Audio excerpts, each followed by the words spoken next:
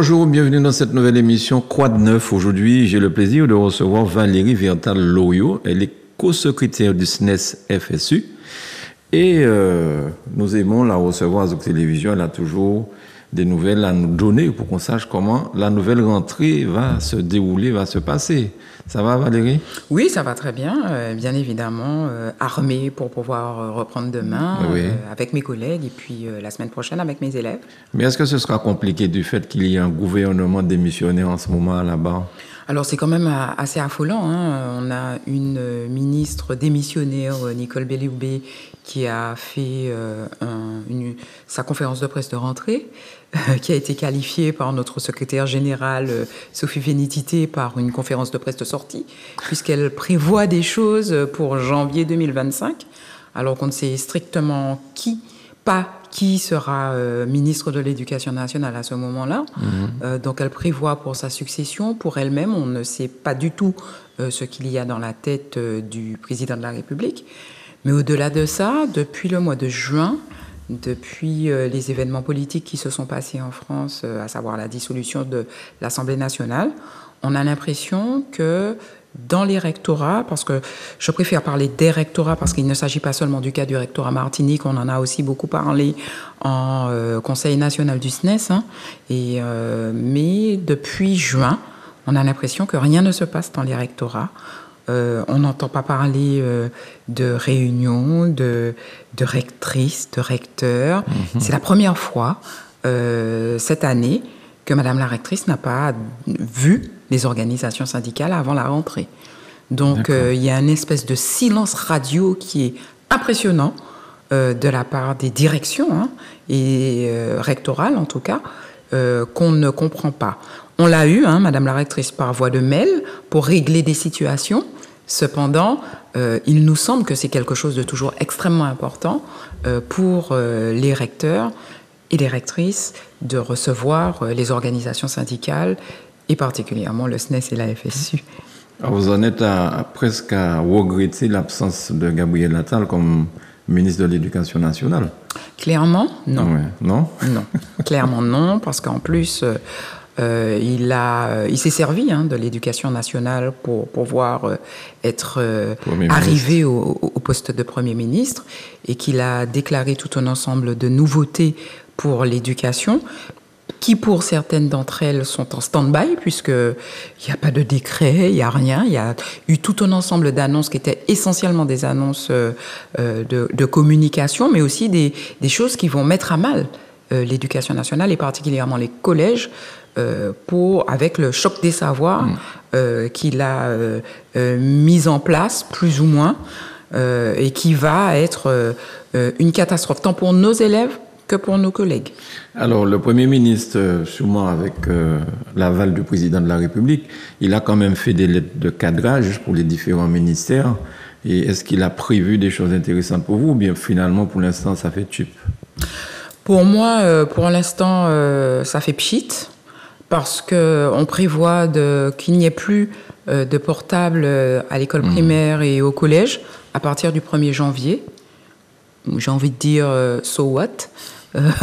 Voilà, quoi. Est-ce que c'est la priorité? On est vraiment dans des temps extrêmement difficiles où il manque de personnel, et pas seulement de personnel enseignant.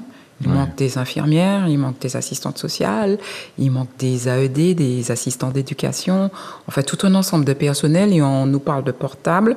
Bien évidemment, il s'agit d'une question, mais il me semble qu'au-delà de tout ce qui est de l'ordre de la communication, il faut se pencher véritablement sur ce que c'est que le portable, et puis l'ordinateur aussi, au sein de l'école. Et je rappelle quand même qu'en Suède, ils ont enlevé les ordinateurs des salles de classe, parce qu'il y a des conséquences sur la concentration, mais aussi sur l'écriture et la maîtrise de la langue. Donc, il y a de vraies questions à se poser, au lieu de faire des annonces qui ne sont que des annonces, puisqu'il n'y a pas de réflexion derrière. D'accord.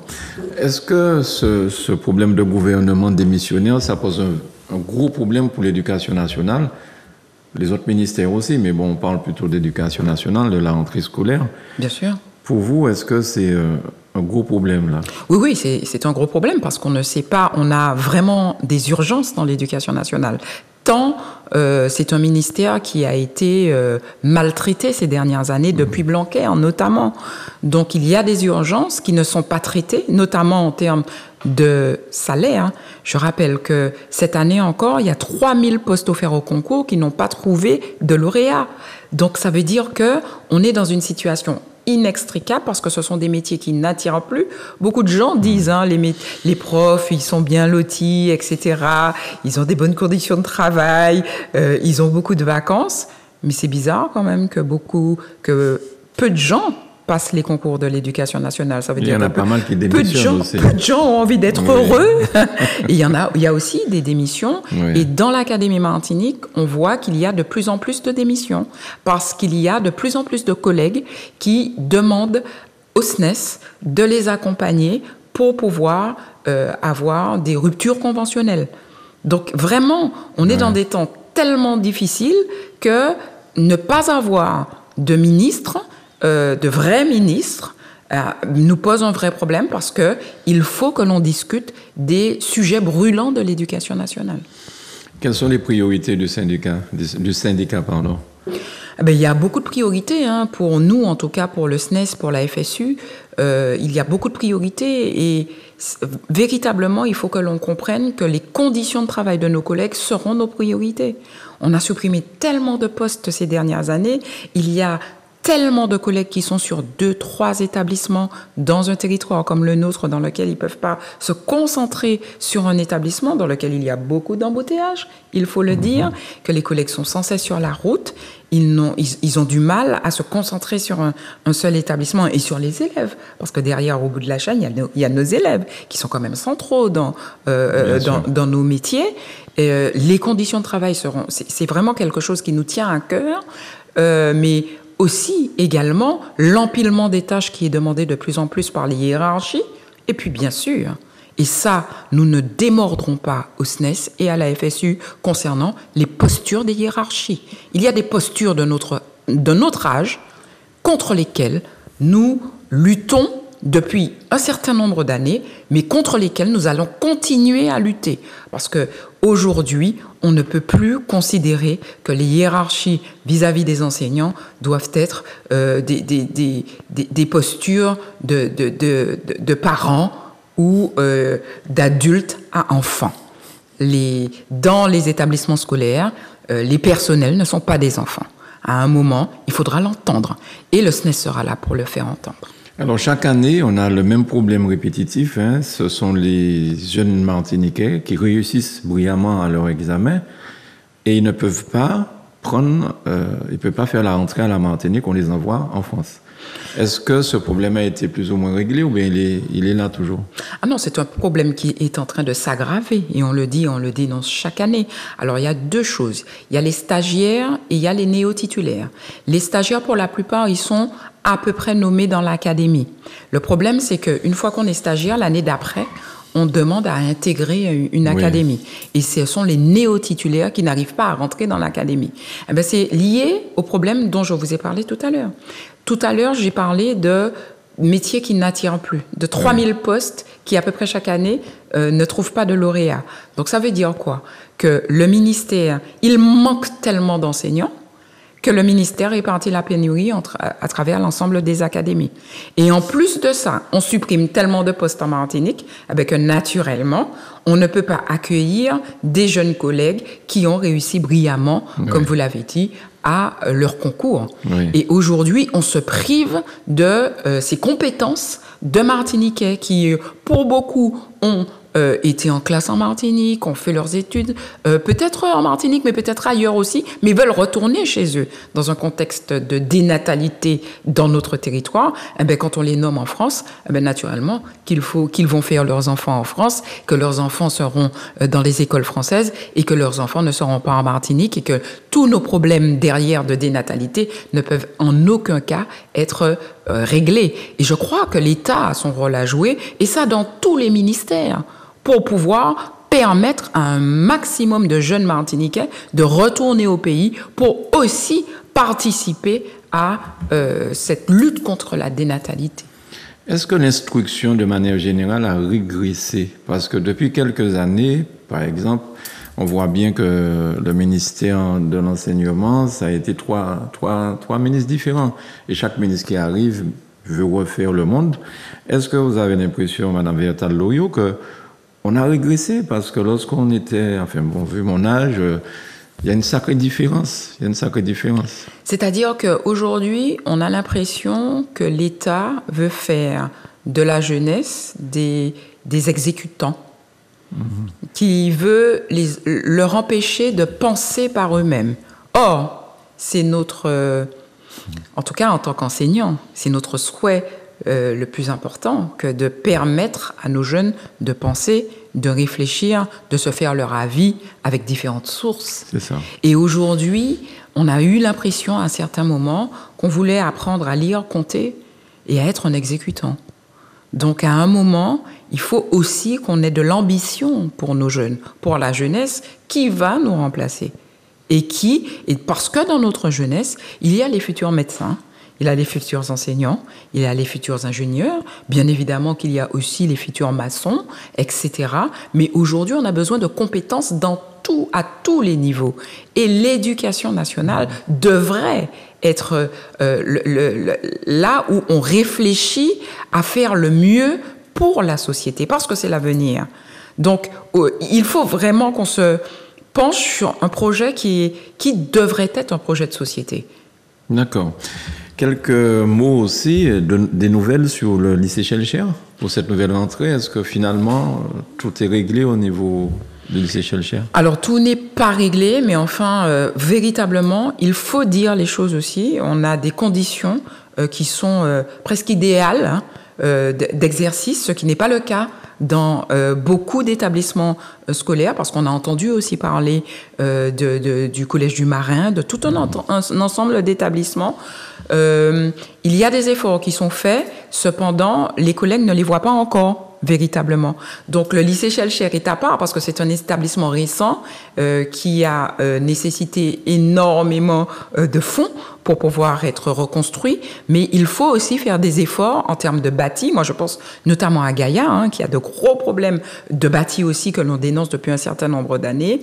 Et la tâche est tellement immense en termes de bâti scolaire que c'est vrai qu'il faudra mettre en place un certain nombre de priorités.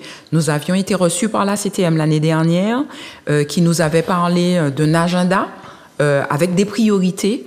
Il faut véritablement que l'on puisse avoir cet agenda, parce que les collègues, c'est extrêmement difficile pour eux de travailler dans des conditions catastrophiques. Les priorités ont été tenues? Alors, pour l'instant, on n'a pas encore vu l'agenda. Donc, il faut déjà qu'on ait l'agenda pour pouvoir échanger avec nos collègues sur l'ensemble des établissements, puisque nous avons des représentants sur la plupart des établissements de Martinique. Donc, pour pouvoir savoir quelles sont les priorités dans chaque établissement, pour qu'il y ait des efforts qui soient faits aussi pour les conditions de travail. Parce que derrière, quand un métier n'attire pas, c'est parce qu'il y a aussi des conditions de travail qui ne sont pas bonnes. Et puis, on sait qu'on est dans un territoire avec un climat tropical, il fait chaud. Et quand on entend en juin, en France, des gens dire « Ah oui, il fait chaud, c'est difficile, etc. » Nous, c'est toute l'année. Donc, il faudra aussi trouver des solutions, et des solutions qui respectent le maximum l'environnement pour pouvoir travailler dans des conditions. Parce que des élèves qui travaillent dans des conditions de chaleur aussi, extrêmement importantes, ne peuvent pas avoir la même concentration. Alors, j'ai entendu dire aussi que ça ne se passe pas souvent très bien entre les professeurs donc, de l'éducation nationale et le personnel que la CTM met en place. Il semblerait qu'il y ait quelques heures. Vous avez entendu parler de ça ou bien c'est... Alors, j'ai l'impression que c'est une légende urbaine, cette affaire. Bien évidemment, il y a des problèmes personnels, il y a des problèmes de personnes à certains endroits, mais c'est pas une règle. Moi, je vois dans mon établissement, les agents de service sont mes collègues, tout autant que les chefs d'établissement, tout autant que les collègues enseignants, tout autant que les assistantes sociales, etc., sont mes collègues et on a d'excellents rapports. Donc, il n'est pas question non plus de se diviser. Simplement, il peut y avoir des problèmes entre deux personnels, mais qu'il ne faut en rien généraliser.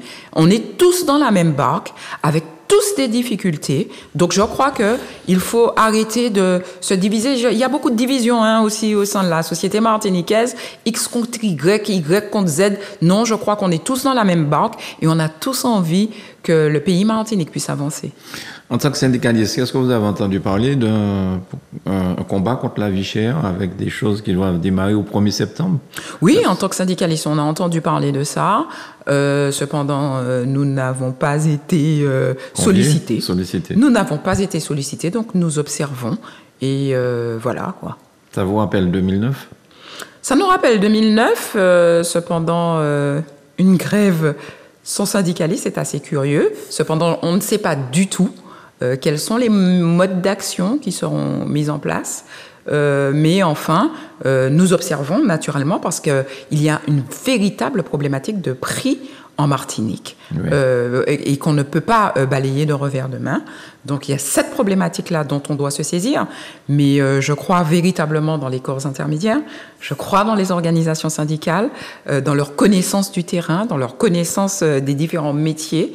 Je crois qu'il y a des organisations syndicales qui ont leur mot à dire. Simplement, nous n'avons pas été sollicités. Donc nous observons les choses pour l'instant. Est-ce que vous pouvez nous dire quelques mots sur le choc du savoir de M. Attal? Oui, le choc des savoirs va mettre à mal les collèges, en tout cas. Ce sont des choses que l'on a connues au lycée avec la réforme Blanquer.